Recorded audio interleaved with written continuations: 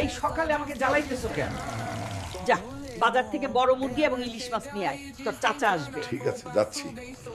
বড় মুরগি আছে? এই যে লন। এই মুরগি দিয়ে আমার হবে না, আরো বড় মুরগি লাগবে।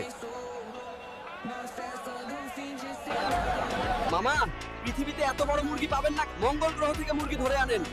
আমাকে মঙ্গল গ্রহ থেকেই মুরগি ধরে আনতে হবে। এই মুরগিই তো আমার দরকার।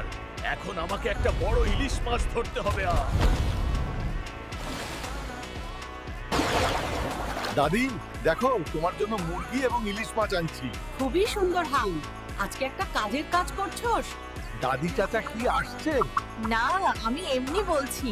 এই মুরগিগুলো পালন করে আমি ফার্ম করব।